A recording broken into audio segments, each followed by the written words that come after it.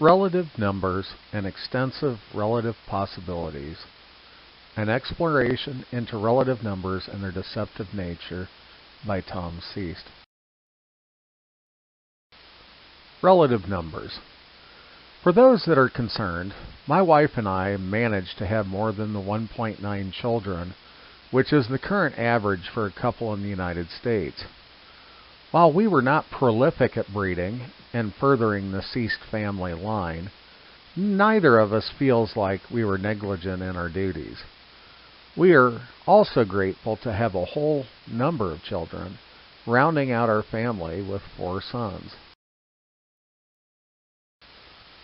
Truly blessed. We were fortunate that we had 4 healthy, normal boys, except for one of them, and we were able to love all of them with all of our hearts, except for one of them. Only kidding regarding the abnormal son and unloved son. It's an inside joke. But unlike some couples, we never struggled in our efforts to further the family genetics. So we increased the relative numbers for our relatives. Relative to relatives.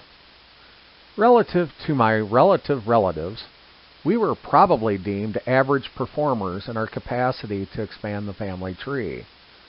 Of course, some of my relatives chose not to have families or relationships, and there is nothing wrong with that.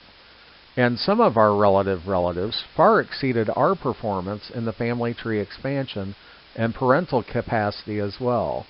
Some had more and some had less, and it was difficult to tell if more was less or less was more. Relative numbers. Relative numbers can be confusing, and so can relatives, but my purpose in this short parable is to outline the nature of the confusing relative numbers and not confusing relatives. Although the confusing relatives know who they are, I won't name names here, but they likely might know who they are. Relative and absolute numbers. So let me describe what a relative number is. Let's say there were 2 naughty boys, and one boy was naughty and got caught 4 times, and the other boy was naughty and got caught 6 times. These would be referred to as the absolute number of times the boys were naughty and got caught. But these numbers could be reported in this manner instead. One boy was naughty and got caught 2 times more than the other boy. One boy was naughty and caught 66.6% as often as the other boy. One boy was 150% more likely to be naughty and get caught as the other boy. Both boys were really naughty and got caught. Relative context. Of course, we have no context in our example. Both boys may have been found to be nice and well-behaved 1,000 times during the same period of time. Or perhaps the one boy that was naughty and got caught 4 times may have been naughty and got caught 4 times in one day, where the other boy that was naughty and got caught 6 times may have been naughty and got caught 6 times over a 2-year period. Relative influence. The other challenge is that both boys may be well-behaved, or one may just be better at not getting caught, but is still naughty a lot. Or both boys may be well-behaved most of the time, unless they are around their unscrupulous father who has a tendency to stir up trouble and get them in trouble.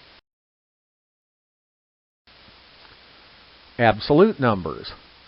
While absolute numbers can also provide additional information, in our example of naughtiness and caughtness, I made that word up, by themselves the numbers didn't provide context either, and a person still has to get more information to make informed decisions. The fear of numbers. We live in an era where people that are selling or marketing ideas, products, concept, services, and many other things use the confusing nature of numbers to instill fear to motivate you to act in specific ways, usually to make a purchasing decision. I'm far more likely to want to purchase the Ferrari that cost only $35,000 more than the BMW than I am to purchase that same Ferrari for $256,000 plus taxes. Relative and absolute confusion. I often find the resulting confusion to be apparent in the discussions by professional medical practitioners when discussing the latest results of medical therapy or drug trials. And these aren't people that lack intelligence. They may lack time to develop a proper understanding, as many of us do. Buyer beware. I'm not sure if the creation of this confusion using relative or absolute numbers is either intentional or unacknowledged, but the buyer needs to be aware. For surely, in this era where we have so much access to information, it can be quite confusing and difficult to draw a well-reasoned conclusion or have a well-reasoned decision. Relative and absolute disclaimer. I hope that my article has made you more aware of the challenges in interpreting and understanding relative and absolute numbers and what they mean. This can be challenging for anyone in any walk of life, and is certainly for me from time to time.